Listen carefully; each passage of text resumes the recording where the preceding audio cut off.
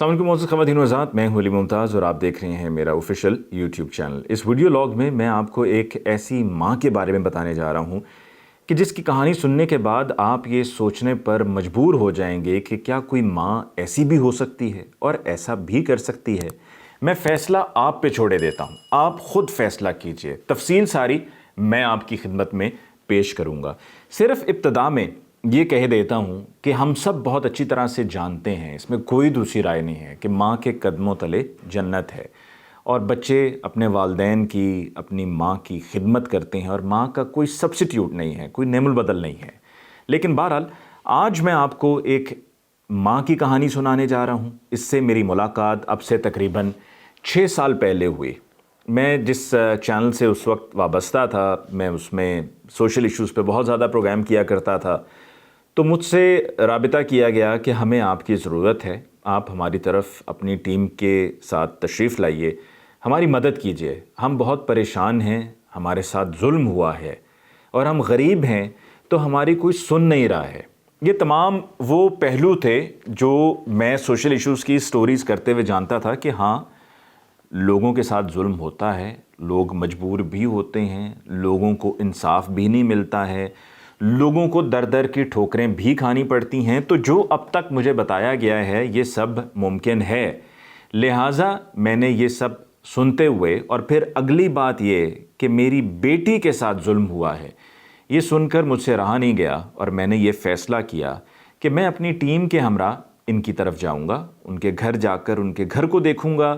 اور وہاں پر پہنچ کر تفصیل جانوں گا کہ زمینی حقائق کیا ہیں۔ تو لیجئے، میں اب سے 6 سال پہلے ان کے گھر پہنچ گیا۔ جب میں ان کے گھر گیا تو میں نے دیکھا کہ گھر کی حالت کچھ زیادہ اچھی نہیں تھی، 2 کمروں کا مکان تھا، اور جب ہم اس محلے میں پہنچے جو کہ لاہور کے ایک پوش علاقے کے ساتھ ایک گاؤں تھا، اس گاؤں کے شروع میں ہی وہ گھر آ جاتا ہے، لیکن جب ہم وہاں پر پہنچے تو ہمارے پہنچنے پر سب ہمیں بڑی توجہ سے دیکھ رہے تھے کہ یہ کون ہیں، کہاں سے آئے ہیں، اور پھر ان کے چہروں کو دیکھ کے یہ لگ رہا تھا کہ وہ ہم سے کوئی بات کرنا چاہتے ہیں، ہم سے کچھ کہنا چاہتے ہیں، ہمیں کچھ بتانا چاہتے ہیں۔ میں نے یہ سب آبزرو کیا، اور کرنے کے بعد یہ میں نے ذہن میں بات بٹھا لی کہ ان کا بھی نقطہ نظر میں ان سے ضرور پوچھوں گا، لیکن ابھی فوری طور پر پہلے ان کے گھر جانا ہے۔ تو گھر کا میں نے آپ کو بتایا کہ گھر کی حالت خستہ، 2 کمروں کا مکان، اور وہاں پہنچ کر میں نے ان سے پوچھا کہ بتائیے آپ کے ساتھ محترمہ ہوا کیا؟ ان کا یہ کہنا تھا کہ میری بیٹیاں ہیں، اور ان میں جو میری سب سے چھوٹی بیٹی ہے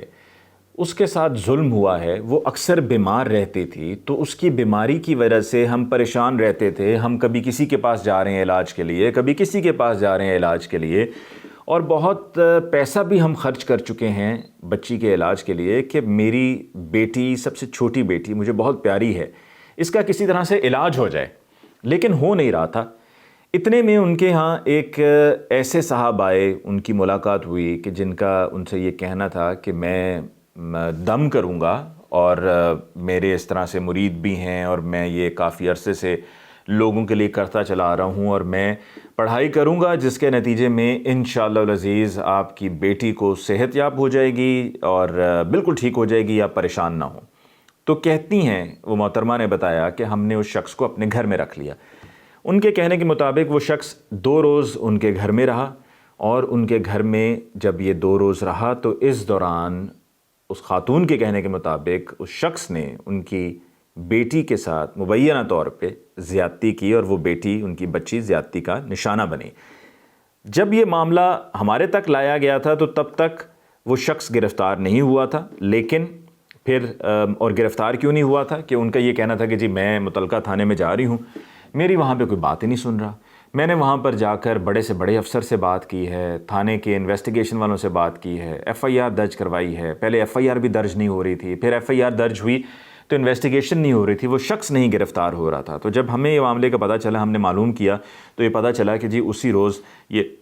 شخص گرفتار بھی ہوا ہے۔ پھر ہمیں ساتھ میں یہ بھی پتہ چلا کہ جی ہسپتال میں ہم گئے، اور وہاں پر ہم نے میڈیکل کروانا تھا، تو میڈیکل میں بھی وہاں پر ہسپتال والے بھی ہم سے تعاون نہیں کر رہے۔ یہ سب سننے کے بعد میں نے ان سے کہا کہ جی میں آپ کے ساتھ ابھی ریکارڈنگ کرتا ہوں، اور پھر میں اس شخص سے بھی ملاقات کروں گا جو پولیس والوں کے مطابق اب گرفتار ہو چکا ہے، حوالات میں بند ہے، میں اس سے بھی پوچھوں گا, میں ہسپتال والوں سے بھی پوچھوں گا. تو میں نے ہسپتال والوں کا موقف بھی لیا, میں نے اس شخص سے بھی بات کی, میں نے محلے داروں سے بھی بات کی, اور جو پولیس اہلکار تھے, میں چونکہ بہت سے پروگرامز کرتا رہا ہوں تو پولیس اہلکار کب سچ بول رہے ہیں جھوٹ بول رہے ہیں مجھے اندازہ ہو جاتا تھا, تو میں نے ان سے بھی پوچھا. پتہ یہ چلا کہ وہ جو خاتون ہیں ان کی یہ ایک عادت ہے, ان کی یہ روٹین ہے, وہ اپنی بیٹی کے ذریعے لوگوں کو ہراس کرتی ہے اور ان پر طرح طرح کے الزامات لگاتی ہے, اور پہنچ بڑے بڑے پولیس افسران تک ہے. اور وہ ان بڑے بڑے پولیس افسران تک پہنچ کچھ اپنی اس ڈرانے والی حکمت عملی کی وجہ سے ہے, کچھ اور وجوہات کی بنیاد پر ہے جن کا میں ابھی ذکر نہیں کرنا چاہ رہا ہوں. لیکن پتہ یہ چلا کہ یہ سارا معاملہ جو ہے وہ خود سے بنایا ہوا تھا. لیکن بہرحال ہم نے کوشش کی کہ اس معاملے کے اندر جو بھی سچ ہے وہ لوگوں تک پہنچایا جائے اور لوگوں کو بتایا جائے. تو وہ طرح طرح کے الزامات سب پر خاتون لگاتی رہیں, حتیٰ کہ بعد میں مجھ سے بھی رابطہ ہوا, میرے پروڈیوسر سے بھی رابطہ ہوا, اور کوشش یہ کی کہ جی یہ کسی طرح ہم سے بات کریں اور پھر مزید کچھ ہمارے لیے کریں, اور جھوٹ پہ جھوٹ کہ جی ابھی فلاں نہیں سن رہا, فلاں نہیں سن رہا, فلاں نہیں سن رہا. لیکن حقیقت یہ تھی کہ سب سن رہے تھے, کوئی ایسا مسئلہ نہیں تھا. اور ہم نے چونکہ ان کو ہاتھ نہیں پکڑایا, ان کی بات بعد میں نہیں سنی, تو وہ پھر کسی اور طرف چل پڑی. تقریباً کوئی 4 سال گزرے تو مجھے دوبارہ اطلاع ملی کہ ماہ رمضان تھا, اور ہم رمضان میں ہماری کوشش ہوتی تھی کہ ایسے پروگرامز کیے جائیں جس میں اگر کہیں پر کوئی ضرورت مند ہے, کسی کو مدد کی ضرورت ہے تو ان کی مدد ہو جائے. تو مجھے دوبارہ سے اطلاع ملی کہ جی ایک خاتون ہے, ان کی بیٹی شدید بیمار ہے, اس بچی کے منہ سے خون نکلتا ہے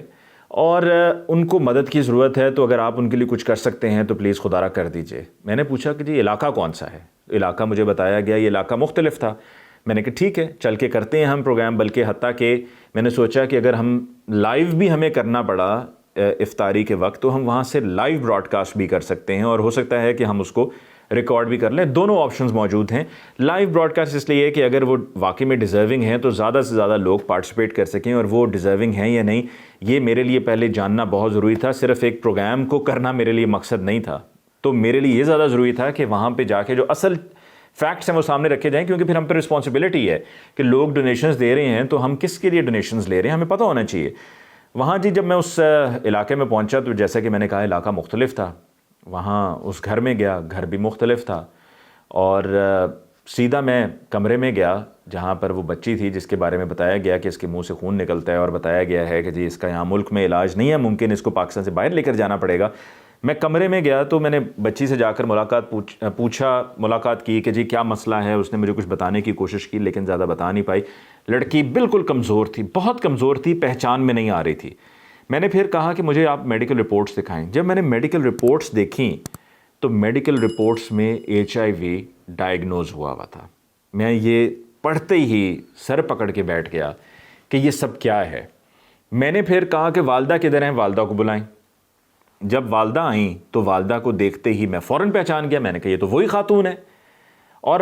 یہی ساتھ میں پھر مجھے پتہ چلا کہ یہ گھر بدلتی رہتی ہیں, علاقے بدلتی رہتی ہیں, اور آج ان کی بیٹی یہ وہی بیٹی ہے جس کا وہ پہلا کیس تھا جو میں نے آپ کو بتایا تھا کہ بہت پہلے میں نے جا کر کیا تھا. یہ وہی بیٹی ہے, اور اپنی بیٹی کے ساتھ ایسا اس نے ظلم کیا ہے, کسی اور نے نہیں, خود ماں نے ایسا ظلم کیا ہے کہ اچھی خاصی اس کی صحت تھی, اور اب یہ جو اس کی حالت ہے, جو اس کی صحت ہے, جو اس کی رپورٹس ہیں جس میں HIV ڈائیگنوز ہو چکا ہے, اس کے لیے صرف اور صرف یہ ماں ذمہ دار ہے جو اس کے ذریعے پیسے بناتی تھی, جو اس کے ذریعے لوگوں کو لوٹتی تھی, لوگوں کے ساتھ دھوکہ کرتی تھی, لوگوں کے ساتھ فریب ہو رہا تھا. وہ اس ماں کی وجہ سے ہو رہا تھا, اور یہ ماں سارا کچھ کر رہی تھی اور اپنی بیٹی کو استعمال کر رہی تھی. اور اب بھی یہی سین تھا. جب میں نے ان کو پہچان لیا تو انہوں نے مجھے بڑا سمجھانے کی کوشش کی, نہیں وہ ایسا نہیں ہے, ویسا ہے, آپ بھائی بات تو سنیں, آپ تو بہت اچھے ہیں, آپ نے تو پہلے بھی ہماری مدد کرنے کی کوشش کی تھی, آپ پہلے بھی آئے, آپ اب بھی آئیں. میں یہ سوچ میں پڑ گیا کہ کیا کس طرح سے میڈیا کو استعمال کرنے پر تلے ہوئے ہیں یہ. پہلے بھی میڈیا کے ذریعے جو ہے وہ ایک لوگوں کے ساتھ اپنے بدلے, اپنے حساب برابر کرنے کے چکروں میں تھے, اور لوگوں کو پھنسایا جا رہا تھا ان پر جھوٹے الزامات لگا کے. اور اب جو ہے وہ ایک نئی کہانی گڑھ کر ایک علاقہ بدل کے, چینل دیکھا کہ کوئی اور ہے, یہ نہیں معلوم تھا کہ آگے میں ہی ہوں گا, چینل بدل کے, علاقہ بدل کے, سب کچھ تبدیل کر کے, کہانی تبدیل کر کے بلا لیں گے اور آپ میڈیا کو یوز کریں گے. اور میڈیا کے ذریعے پھر آپ اپنی بے بسی دکھا کر آپ لوگوں سے پیسہ اکٹھا کریں گے، اور کوشش یہی تھی کہ کسی نہ کسی طریقے سے بس پیسے اکٹھے ہو جائیں۔ تو میں نے ان سے اس وقت یہی کہا کہ میں نے کہا جی ہم اس پر جا کر اب بات کریں گے۔ میں نے ان کو اس وقت انکار نہیں کیا، کیونکہ میرے لیے یہی مناسب تھا کہ میں ان سے یہی کہہ کہ وہاں سے روانہ ہو جاؤں، اور فوراً روانہ ہو جاؤں کہ جی ہم دیکھتے ہیں، ہم ہو سکتا ہے کہ اس کے اوپر ہم لائیو کریں، لائیو کے لیے ہمیں پھر اسی طرح سے ٹیم کو بلوانا پڑے گا، ہم آپ کے ساتھ اس پہ رابطہ کریں گے، اور رابطہ کر کے پھر ہم آپ کے ساتھ کچھ نہ کچھ طے کر لیں گے۔ میں یہ کہہ کر وہاں سے روانہ ہوا، اس لیے کہ میں یوز نہیں ہونا چاہ رہا تھا، میں میڈیا کو یوز نہیں ہونے دینا چاہ رہا تھا، میں لوگوں کو غلط تصویر دکھا کے جو کہ سیدھی سر سے لے کے پیر تک جھوٹ تھی، اس کے اوپر لوگوں کو فنڈز دینے کے لیے نہیں کہہ سکتا تھا۔ میرا ضمیر اس کی مجھے قطعاً اجازت نہیں دیتا تھا،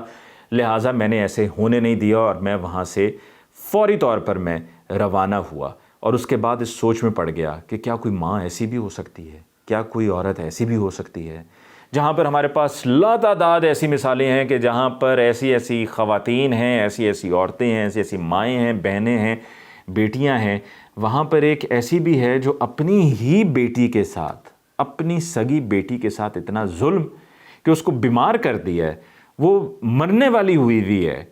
اور آپ یہاں پر اس کے نام پر یہ سارا کچھ کر کے پیسہ جمع کر رہے ہیں، لوٹ رہے ہیں کہ کسی طرح پیسہ اکٹھا ہو جائے، پیسہ جمع ہو جائے۔